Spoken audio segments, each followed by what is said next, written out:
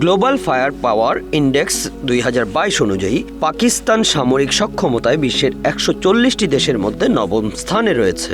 অন্যদিকে দেশটির শিক্ষা ব্যবস্থা এখনও বিশ্বের তলানিতেই।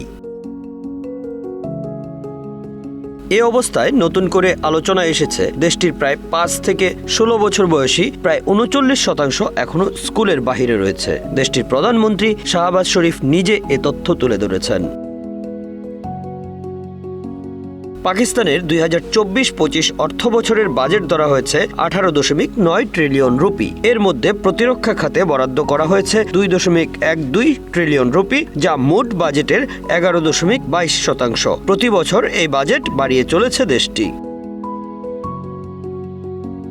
ঠিক বিপরীত চিত্র শিক্ষা খাতের। গুরুত্বপূর্ণ এই খাতে দেশটির বরাদ্দ মাত্র 1.5 থেকে 2%। সামরিক খাতের তুলনায় এটি অনেক কম।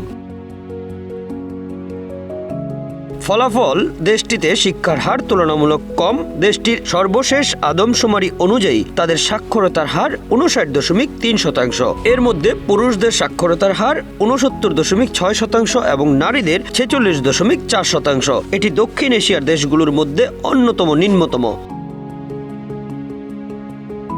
পাকিস্তানের প্রধানমন্ত্রী শাহবাজ শরীফের তথ্য অনুযায়ী দেশটির এখনও 5 থেকে 16 বছর বয়সী প্রায় 2.28 লাখ শিশু স্কুলে যেতে পারে না। এর মধ্যে বেলুচিস্তানে স্কুলে না যাওয়া শিশুর হার সবচেয়ে বেশি, প্রায় 65%। সিন্ধুতে এটি 52%। পাকিস্তানের সংবিধানের 25 ধারায় 5 থেকে 16 বছর বয়সী শিশুদের জন্য বিনামূল্যে ও বাধ্যতামূলক শিক্ষা প্রদানের প্রতিশ্রুতি রয়েছে, কিন্তু বাস্তবতা এই প্রতিশ্রুতি থেকে অনেক দূরে।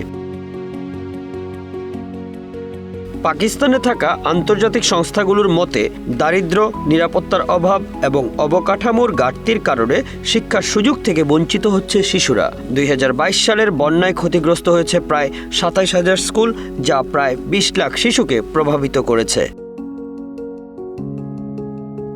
শিক্ষার সুযোগ কম থাকায় সবচেয়ে বেশি ক্ষতিগ্রস্ত হয়েছে দেশটির কন্যা শিশুরা। তারা প্রায়শই গৃহস্থালির কাজে ব্যস্ত থাকে বা বাল্য বিবাহের শিকার হয়। ইউনিসেফের তথ্য অনুযায়ী পাকিস্তানে 18 বছরের নিচে বিয়ের হার প্রায় 18%। অন্যদিকে আন্তর্জাতিক শ্রম সংস্থার 2022 সালের একটি সমীক্ষা অনুযায়ী পাকিস্তানের প্রায় 4টি পরিবারের একটি তাদের গৃহকর্মে কন্যা শিশুদের নিযুক্ত করে। এই শিশুদের অধিকাংশই 10 থেকে 14 বছর বয়সী, যারা দীর্ঘ সময় ধরে কাজ করে এবং শারীরিক ও মানসিক নির্যাতনের শিকার হয়।